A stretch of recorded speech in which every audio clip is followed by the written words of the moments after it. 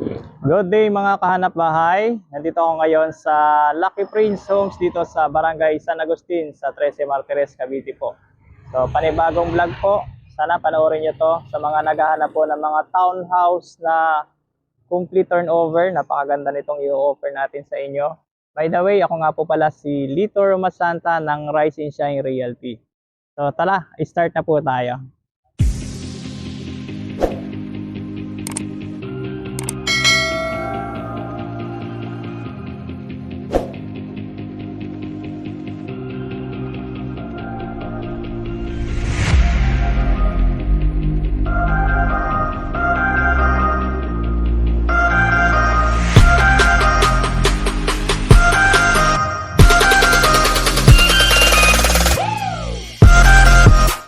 Bago tayo mag-start nga pala, ano ko lang po yung location. So nandito tayo ngayon sa pinaka model unit na kung saan makikita nyo tabing-tabi siya ng Barangay Road. So itong way na to, papunta po ito ng 13. So mula dito sa kinatatayuan ko, nasa 500 meters lang, nandun na kayo sa Governor's Drive Highway. So makikita nyo maraming mga tricycle dito. Kaya wala pong problema kung pupunta po kayo ng Bayan ng 13. Dito po tayo sa sa actual turnover. So yan, kung makikita nyo, ito po yung ating actual na turnover unit. So pasok po tayo. Yung actual na turnover natin, hindi po ito kasamang gate nito. So, kumbaga, dinesign lang nila para meron po kayong idea. Para kung sakaling magpapagawa po kayo, at least meron kayong idea. Tara, pasok tayo dito sa loob. Ito yung ating pinaka-parking lot area. Pero explain ko lang po ulit sa inyo. Ang kasama sa turnover po natin, ito kasama. Pero itong grills, hindi po ito kasama. Ano lang po yan, idea purposes. Yan. So ito yung ating actual na turnover. Napakaganda po ng bahay, di ba? So kung ano po yung nakikita nyo, yan po yung mismong i-deliver sa inyo kapag na-turnover yung unit. So ito nga po yung parking. So mula dito sa side na to, hanggang doon, nasa 5 meters po yan. So napakaluwag para sa inyong mga sasakyan, lalo na po kung mga sedan yung sasakyan nyo. Yan. So itong unit na to is end unit, nasa 70 plus square meter po yung lote nito. Kaya kung makikita nyo, meron siyang space dito sa gilid. So dito tayo sa side.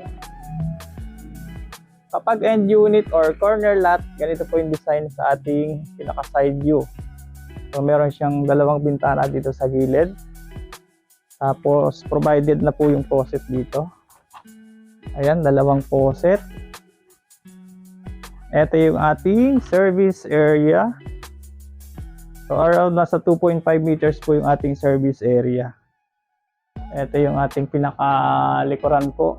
So kapag corner at saka end unit, ang lababo po natin or dirty kitchen dito po sa likuran.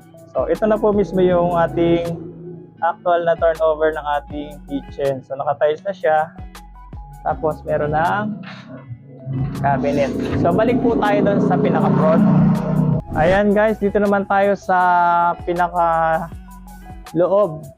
So etong ilaw na to, kasama na po yan sa turnover. Tapos meron na tayong outlet ng, ano ba to? Ayan, may socket po dito sa labas. Tara, pasok po tayo. Tanggalin lang po natin yung sapatos kasi model unit po ito para hindi siya madumihan. Ayan, di ba po? Nakita nyo, napaka-aliwalas. Ang ganda ng kulay. Talagang yung pagkagagawa nito or pagka-pintura, talagang combination po. So yung pinto natin, ano ba to? Steel door na to. Kaya napakatibay po. Hindi na siya kakalawangin. Yan, ito yung ating actual na turnover. Isipin nyo lang po, walang gamit. Wala siyang gamit, pero yan na po mismo yung actual turnover. Saka interior design po yung ceiling natin, di ba? Makikita niyo po. Ayan, naka-cube na. Ganyan na ganyan po yung ito turnover sa inyo. Kaya very ano na po ito, kumbaga lilipatan niyo na lang po ito. Itong bahay na to. Yan. So yung tiles natin, 60 by 60 po. Yan, ito yung pinaka ano natin, dining area. Tapos sa exit natin dito sa pinaka service area. So lahat po ng ating antag dito, pintuan, steel door na po yan. At isa pa po sa pinakamaganda dito sa Lucky Prince, dito sa bagong model nila. Ito nga po yung Camila. Meron silang solar panel po. Yan, nakikita niyo po yan.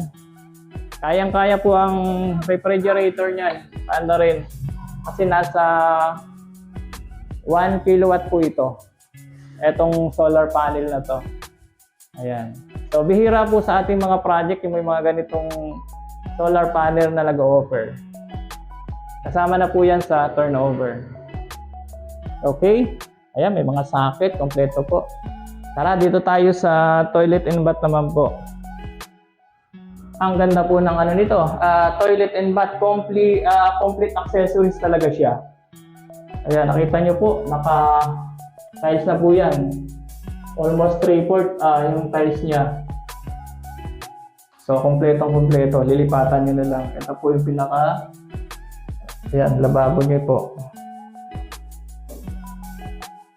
Okay, ganda. Tapos, eto pang malupit po dito. Yung hagdan nila, talagang solid wood. Ang kapal. Ayan, nasa 2 inches po yata ang kapal nitong ating hagdanan. Tapos, ang tibay po ng handrail nila. Ayan po, hindi siya basta-basta talaga mauuga. Kaya pag kumuha po kayo dito, solid na solid po yung ibabayad nyo dito sa Lucky Prince. Talagang napakaganda nitong bahay nito. Tara, dito po tayo sa taas. So, yung second floor po natin, meron tayong 2 rooms. So, kung mapapansin nyo po, yung pinaka-flooring, ano na po yan. Tawag dito, binil na po yan. Pero, hindi siya basta-basta binil. Kung mapapansin nyo, ang tibay po talaga ng pagkakadikit nila. Hindi basta matutukla po ito. Ayan. So, dito sa bedroom number 1, ito po. So, medyo wala pa po silang gamit na nilagay dito. Kaya kung mapapansin nyo po, isang cabinet lang siya. Ayan, meron siyang pinaka-bintana po dito. Tapos, naka-ready na po yung socket ng ating AC. Yun naman pong lagay ng aircon, kayo na po yung bahalang magpalagay or magbutas. Ayan. Tapos kapag yun nga, corner lot, may additional pa pong bintana dito sa gilid. Okay, dito naman po tayo sa master bedroom. Wow! Ang laki po ng master bedroom. Ayan, makikita nyo, ang lawak. So dito sa pinaka-front, meron siyang 2 pinaka-bintana dito sa front area. Tapos yung AC natin, yung pinakasaksakan ng AC, ng aircon natin. Naka-ready na. Ayan. Ganda. Ayan po. So, yun nga. Ito po ay location sa Barangay San Agustin. Dito po sa 13. Sorry. So, i-discuss ko po sa inyo yung yung computation, kung paano po natin uutangin to sa sa bangko at saka sa Pag-ibig. Dito po tayo sa baba. Yan guys, i-discuss ko po sa inyo yung yung computation. Bali, maabil niyo po ito through Pag-ibig Financing at saka bank financing. So pagkatapos po nitong discuss ko sa inyo, ipapakita ko po sa inyo yung actual location kung saan itatayo po itong napakagandang townhouse nito dito sa 13. Ayan, unahin po natin ang Pag-ibig Financing. Dito po tayo sa regular unit. Ayan, makikita niyo po sa attachment ko sa video ko. Ang regular unit po natin is 55 square meter. Yun po yung regular lot. So, ang TCP sa 2,252,267 pesos. Ngayon, ang equity po natin ay around nasa 685,000 po. Ang reservation natin, 10,000. So, plus na po yung 10,000, magiging net equity natin is 675,000. payable siya ng 18 months. So, i-divide lang po natin yung 675,000. Magiging monthly equity nyo po is around nasa 37,551. So, maximum po tayo sa pag-ibig 30 years. So, depende po yan sa edad. Ngayon, ang magiging monthly nyo sa pag-ibig is around nasa 11,000 lang po. So, napakamura. 11,000, imagine nyo po, nagma-monthly kayo ng 11,000. Pero, kung makikita nyo po yung bahay, talagang sulit na sulit naman po siya. Tapos, ang required income natin is 31,000 lang po. Ngayon, kapag bank financing naman po ang prepared nyo sa regular lot, pareho lang naman ng TCP, magkakaiba lang naman po yan sa down payment. So kapag bank financing, medyo mura po yung down payment nyo, nasa 245,000. So reservation po natin, 10,000. Ililess po natin yon para makuha po natin yung net equity. So 235,000 na lang siya. Tapos, ang magiging monthly equity nyo sa loob po ng 18 months is 13,068 pesos. Ngayon, kapag in-apply naman po sa bangko, ang estimated monthly amortization nyo sa loob po ng 20 years is 7,000, almost 18,000 na po. Tapos, required income po natin is 51,000. Yun po yung ating computation. Estimated computation lang po yan. Pero syempre, yung magiging final computation po yan ay sa pag-ibig at sa bangko kapag na-take out na po kayo.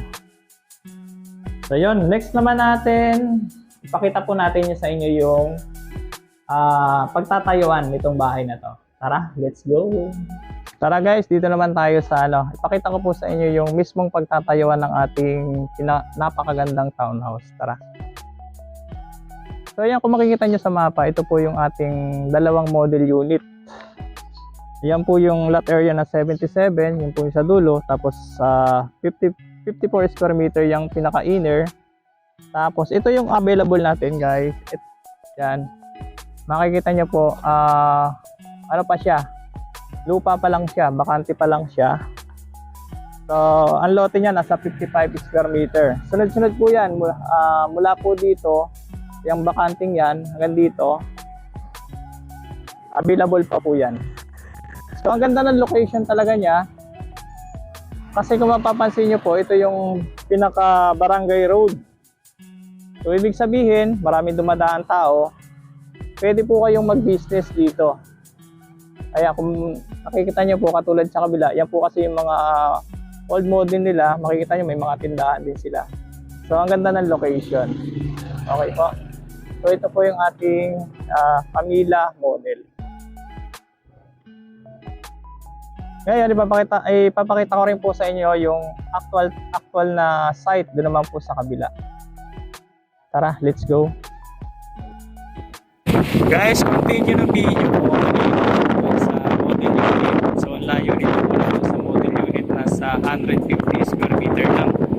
So, ngayon po, ito po yung mismong pagtatayuan ng Sontorize ng ating magandang townhouse. Yung pinakita ko po sa inyo kanina. Yan. Sa ngayon, ano pa siya?